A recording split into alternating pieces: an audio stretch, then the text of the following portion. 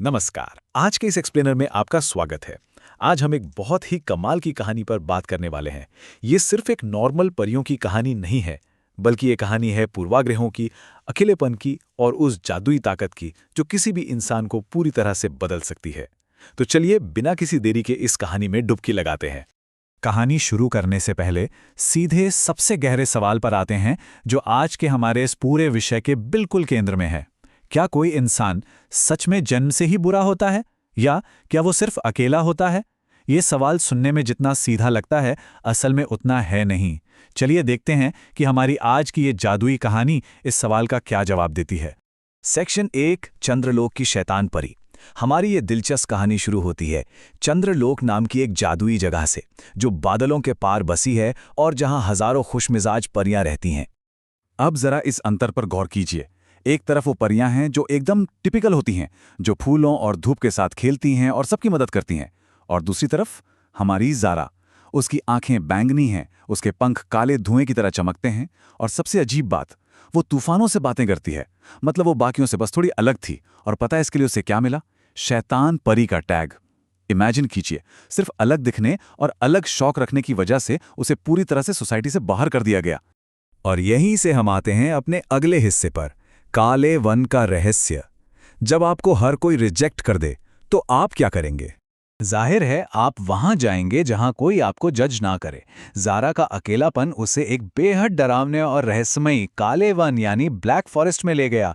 वहां भटकते हुए उसे एक पुरानी चमकती हुई किताब मिलती है जिसमें से काली धुंध निकल रही थी।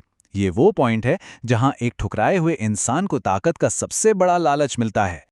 इस किताब की डरावनी चेतावनी सुनिए। किताब कहती है कि इसे पढ़ने वाले को असीम शक्ति मिलेगी, लेकिन बदले में उसका दिल हमेशा के लिए अंधेरे से भर जाएगा। अब आपको क्या लगता है ज़ारा ने क्या किया होगा? वो बस मुस्कुराई। सीरियसली। क्योंकि जरा सोचिए, जिसका दिल पहले से ही दुनिया के तानों और अकेलेपन से पूरी तरह टूट चुका हो, उसे इस बात से क्या ही डर लगेगा कि उसका दिल और डार्क हो जाएगा। तो उस काले जादू को अपनाने के बाद ज़ारा की ताकत बेतहाशा बढ़ने लगी। वो भयंकर तूफान बुलाने लगी, साफ चमकते आसमान को एकदम काला कर दिया और अपनी छड़ी से बैंगनी बिजलियां गिराने लगी।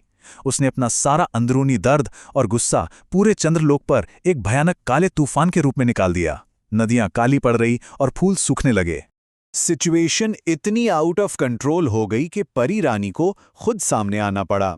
उन्होंने चेतावनी दी कि अगर ज़ारा को अभी नहीं रोका गया तो पूरा का पूरा चंद्रलोक हमेशा के लिए अंधेरे में डूब जाएगा।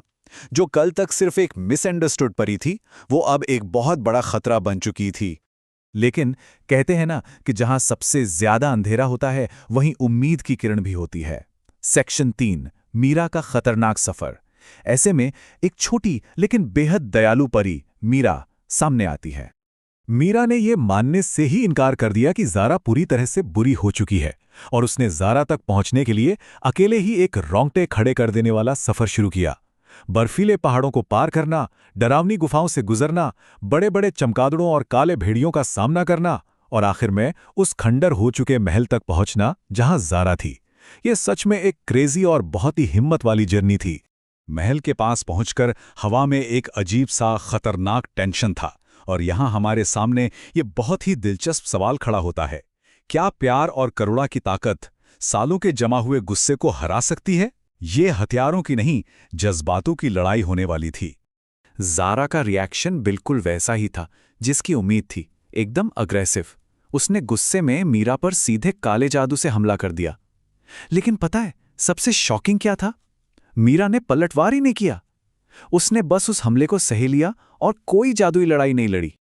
और फिर मीरा ने कुछ ऐसा कहा जिसने सब कुछ बदल कर रख दिया। उसने कहा, क्योंकि मुझे लगता है कि तुम अंदर से अकेली हो। लिटरली बस इतना सा वाक्य, लेकिन इस एक लाइन ने ज़ारा की उस डार्क कठोर दीवार को एक झटके में चकनाचूर कर दिया। वो शैतान परी जो किसी से नहीं डरती थी, इन शब्दों को सुनकर फूट फूट कर रोने लगी।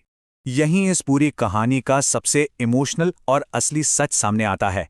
ज़ारा ने माना कि उसे बचपन से सिर्फ इसीलिए अलग कर दिया गया क्योंकि वो डरावनी दिखती थी। वो विलेन नहीं थी, उसे विलेन बना दिया गया था। जब मीरा ने उसका हाथ पकड़कर कहा कि अलग होना बुरा नहीं होता, तो बस उसी एक पल की स्वीकृति ने ज़ारा के अंदर की सोई हुई अच्छाई को फिर से जगा दिया। लेकिन ठहरिए, कहानी अभी खत्म नहीं हुई है। अब आता है हमारा अगला सेक्शन, आखिरी जादुई लड़ाई। क्योंकि जैसे ही ज़ारा अच्छाई की तरफ लौटी, वो जादुई किताब बौखला गई। वो हवा में उड़ने लगी और चीखने लगी कि अगर ज़ारा अच्छी बन गई तो मेरी शक्ति खत्म हो जाएगी। मतलब समझ रहे हैं आप, उस काले जादू और बुराई की ताकत ही इस बात पर टिकी थी कि ज़ारा अकेली और टूटी हुई रहे। और फिर उस किताब से एक विशाल खूंखार काला राक्षस बाहर निकला। पूरा का पूरा जंगल बुरी तरह से कांपने लगा। ये सबसे अल्टीमेट और हाई स्टेक्स वाला पल था, जहां ज़ारा को अपनी नई मिली अच्छाई को साबित करने के लिए लड़ना था। और फिर जो हुआ वो सच में एपिक था। ज़ारा ने अपने तूफानों और परछाइयों का इस्तेमाल अब विनाश के लिए नहीं बल्कि अच्छाई के लिए किया। उसके काले जादू और मीरा की सुनहरी रोशनी ने मिलकर एक ऐसा पावरफुल कॉम्बो बनाया जिसने उस राक्षस को हमेशा के लिए नष्ट कर दिया और किताब को जलाकर राख कर दिया। ये टीम वर्क का सबसे शानदार नज़ारा था। अंधेरा फाइनली छंट चुका था। अब बारी है इस कहानी के आखिरी हिस्से की, रात की रक्षक और सीख। काला वन फिर से हरा भरा हो गया।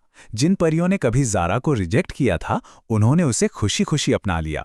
परी रानी ने उसे गले लगाया और उसे एक नया नाम मिला, रात की रक्षक परी। फाइनली उसकी अलग शक्तियों को सेलिब्रेट किया गया, न कि उनसे डरा गया। वो एक आउटकास्ट से परियों की रक्षक बन गई। तो इस पूरे एक्सप्लेनियर का निचोड़ क्या है? पहला, किसी को सिर्फ इसलिए बुरा न समझें क्योंकि वो बाकियों से अलग है।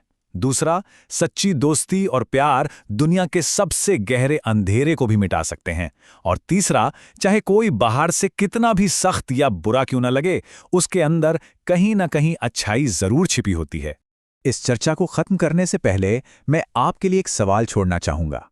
हमारी अपनी असल जिंदगी में, चाहे वो स्कूल हो, हमारा ऑफिस हो या आस पड़ोस, ऐसा कौन है जिसे हम बुरा मान बैठे हैं, जबकि असल में उसे सिर्फ थोड़ा सा समझने की और एक्सेप्टेंस की जरूरत है? सोचेगा जरूर। उम्मीद है आज का ये एक्सप्लेनर आपको पसंद आया होगा। हमारे साथ जुड़ने के लिए बहुत बहुत शुक्रिया।